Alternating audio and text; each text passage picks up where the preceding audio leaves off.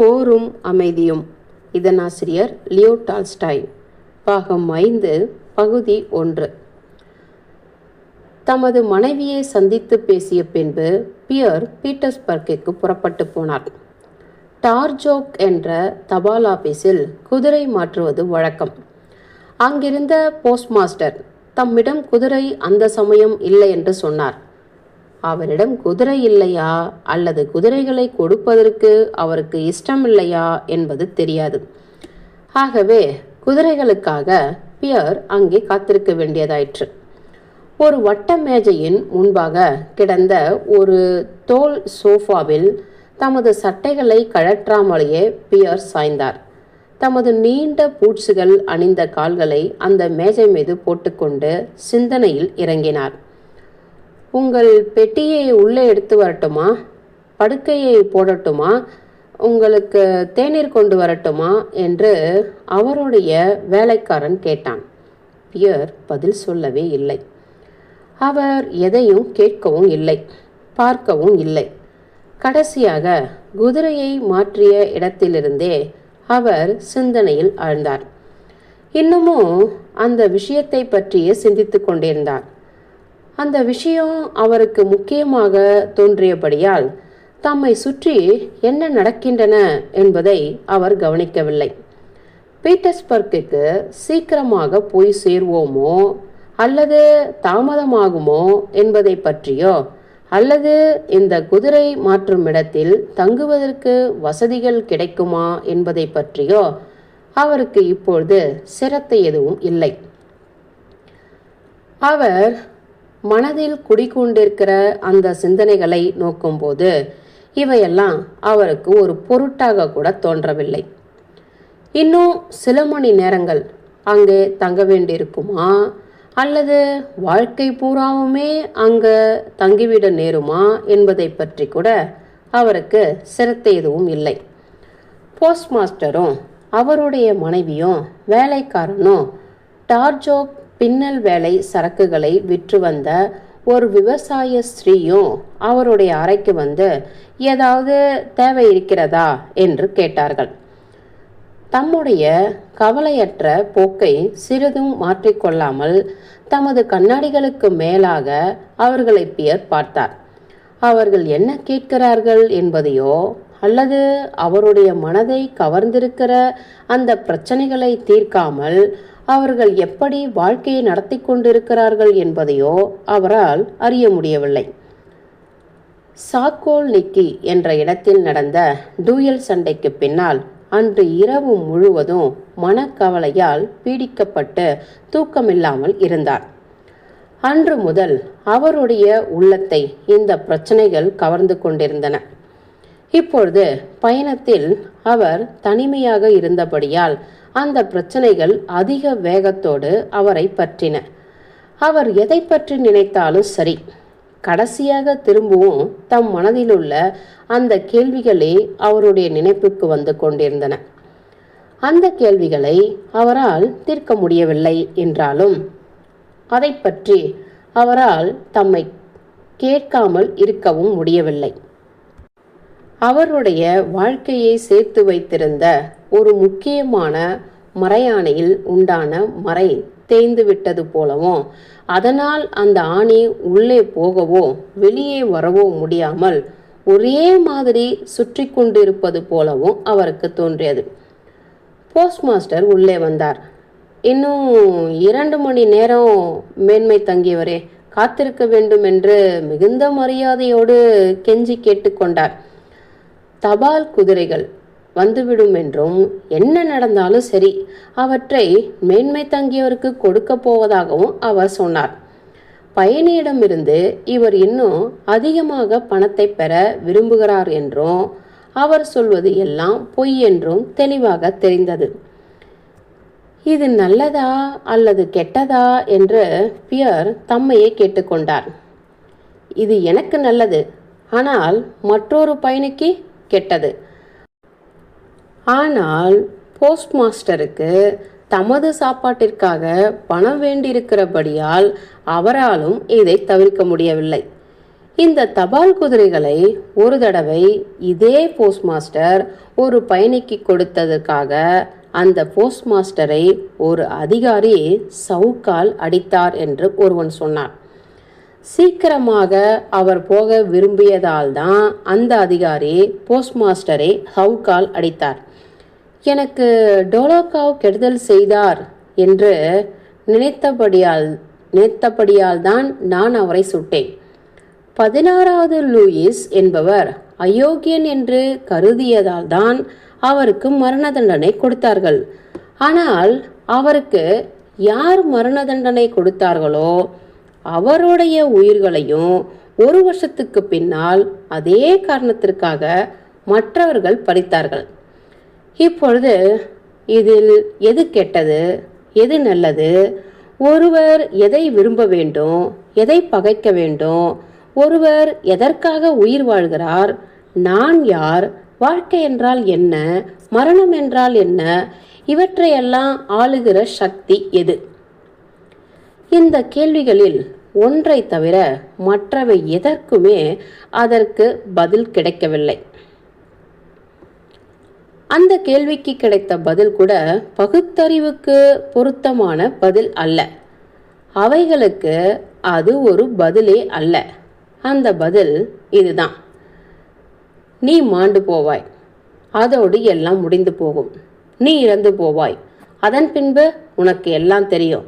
அல்லது கேள்வி கேட்பதே நின்றுவிடும், ஆனால் இறப்பது கூட பயங்கரமாகவே இருக்கிறது.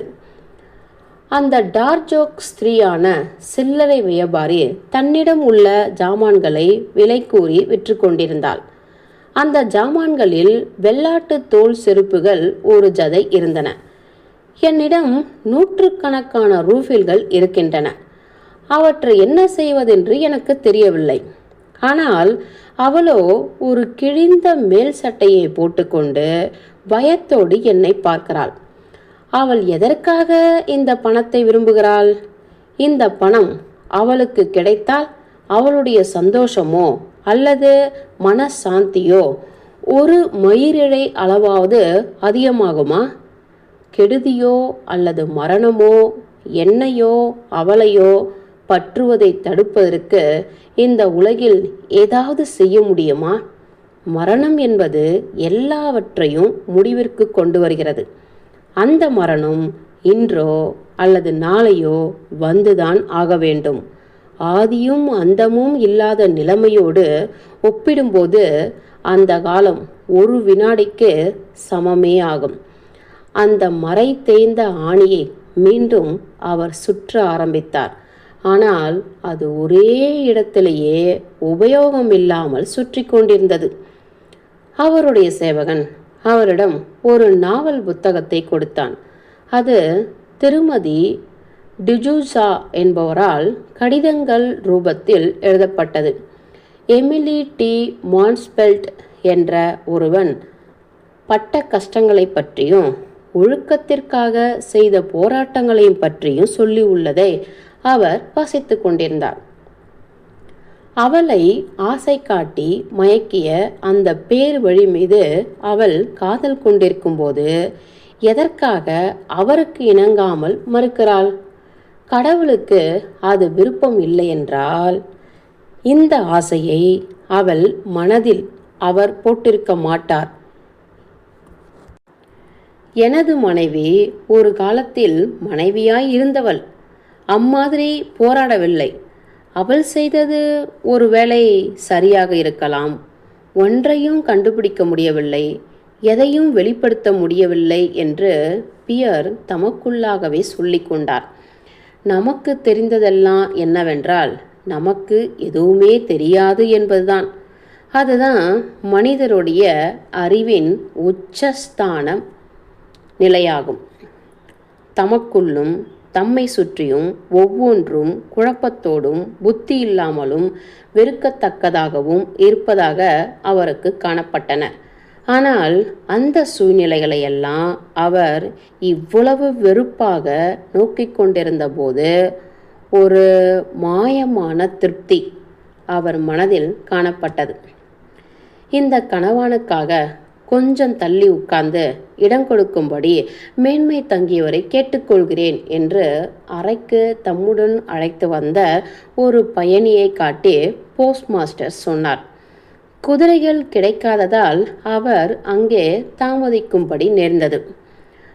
புதிதாய் வந்திருந்தவர் குள்ளமாகவும் மஞ்சள் முகத்தோடும் சுருக்கங்கள் கொண்டவராகவும் உள்ள ஒரு வயோதிகர். அவருடைய சாம்பல் நிறமான பிரகாசமான கண்களுக்கு மேலாக செழித்து வளர்ந்திருந்த சாம்பல் நிற புருவ ரோமங்கள் தொங்கிக் கொண்டிருந்தன. பியர் மேஜை மேலிருந்த தமது கால்களை எடுத்து எழுந்து அங்கிருந்து ஒரு படுக்கையில் படுத்தார். புதிதாய் வந்தவரை இடையிடையே நோட்டமிட்டார். அந்த புதியவர் ஒரு சோகமும் வாட்டமும் கொண்ட முகத்தோடு காணப்பட்டார். தமது மேலே போட்டுக்கொண்டிருந்த சட்டைகளை தமது சேவகன் உதவியால் அலுப்போடு களைத்து கொண்டிருந்தார். அவர் பியரை பார்க்கவில்லை. அவருடைய மெலிந்த கால்களில் கம்பள பூட்ஸுகள் காணப்பட்டன. அவர் ஒரு நைந்து போன கோட்டை அணிந்து கொண்டு சோஃபாவில் அமர்ந்திருந்தார். அகலமான நெற்றியும் ஒட்டி வெட்டப்பட்ட தலைமுடியும் உள்ள தமது தலையை பின்னால் சாய்த்து பேஜுகாவை பார்த்தார். அவருடைய கூர்மையான கடுமையான ஊடுருவி பார்க்கும் பார்வை பியரை அசைத்தது. அந்த அந்நியரிடம் பேச வேண்டும் என்று பியர் விரும்பினார். அவர் அதற்காக தமது மனதை தயார் செய்து கொண்டு ரஸ்தாக்களை பற்றி அவரிடம் ஒரு கேள்வி கேட்க விரும்பிய போது அந்த பயணி தமது கண்களை மூடிக்கொண்டார். அவருடைய சுருக்கம் விழுந்த வயோதிக கைகள் முன்னால் மடக்கி வைக்கப்பட்டிருந்தன. அவர் விரல்கள் ஒன்றில் ஒரு பெரிய இரும்பு மோதிரத்தை கண்டார். அந்த மோதிரத்தில் ஒரு மண்டை ஓடு படம் இருப்பதையும் பார்த்தார். அந்த அந்நியர் கொஞ்சம் கூட அசையாமல் உட்கார்ந்திருந்தார். அவர் ஒன்று ஓய்வெடுத்து கொண்டிருக்க வேண்டும், அல்லது பியருக்கு தோன்றியபடி ஆழ்ந்த அமைதியான தியானத்தில் அமுங்கிருக்க வேண்டும். அவருடைய சேவகன் அவரைப் போலவே மஞ்சள் நிறமாகவும் சுருக்கங்கள் கொண்டவனுமான ஒரு வயோதிகனாக இருந்தான். அவனுக்கு மீசையோ அல்லது தாடியோ இல்லை. அவற்றை அவன் ஷவரம் செய்து கொண்டிருந்ததாகவும் காணப்படவில்லை. அவை அவனுக்கு முளைக்கவே இல்லை. அந்த சேவகன் பயணியினுடைய சமையல் பெட்டியை திறந்து தேநீர் தயாரிக்க ஆரம்பித்தான். சமோவார் என்ற தேநீர் பாத்திரத்தை அவன் உள்ளே கொண்டு வந்தான். எல்லாம் தயாரான பின்பு அந்த அந்நியர் தமது கண்களை திறந்தார். மேஜை அருகில் வந்தார். தமக்காக ஒரு கோப்பை தேநீரை எடுத்துக்கொண்டார். அந்த தாடியில்லாத வயோதிகனுக்கு ஒரு கோப்பையில் ஊற்றி கொடுத்தார். பியரின் மனதில் அமைதியின்மை தோன்றுவது போல உணர்ந்தார். அதாவது அந்த பயணியிடம் பேசியே தீர வேண்டும், அவசியம் ஏற்பட்டு விட்டதாக அவர் நினைத்தார். அந்த சேவகன் தனது கோப்பையை திரும்ப கொண்டு வந்து அதை கவிழ்த்து வைத்தான். ரஷ்யாவில் அடிமைகளும் வேலைக்காரர்களும் தங்களுக்கு இனி வேண்டியதில்லை என்பதை காட்டுவதற்காக தேநீர் கோப்பைகளை கவிழ்த்து வைப்பார்கள். சர்க்கரையில் சிக்கனமாக இருப்பதற்காக தேயிலையில் சர்க்கரையை கலப்பதில்லை. இடையிடையே சர்க்கரை கட்டியை கடித்து கொண்டு தேநீர் குடிப்பார்கள். அந்த கோப்பை கூட இருந்த தட்டில் தான் உபயோகித்தது போல சர்க்கரை கட்டி இருந்தது. இன்னும் ஏதாவது வேண்டுமா என்று அவன் கேட்டான். இல்லை, எனக்கு அந்த புத்தகத்தை கொடு என்றார் அந்த அந்நியர். சேவகன் அந்த புத்தகத்தை கொடுத்தான். அந்த புத்தகம் ஒரு பக்தி மார்க்கமானதாக இருக்கும் என்று பியர் நினைத்தார். அதை படிப்பதிலேயே அந்த பயணி முழுகிவிட்டார். பியர் அவரை பார்த்தார். திடீரென்று அந்த அந்நியர் தமது புத்தகத்தை மூடினார். அதில் ஒரு அடையாள சீட்டை வைத்துவிட்டு சோஃபாவில் பின்னால் சாய்ந்த தமது கைகளையும் சோஃபாவின் பின்பக்கமாக போட்டுக்கொண்டு முன்னால் இருந்தபடியே கண்களை மூடிக்கொண்டு அமர்ந்திருந்தார். பியர் அவரை பார்த்தார்.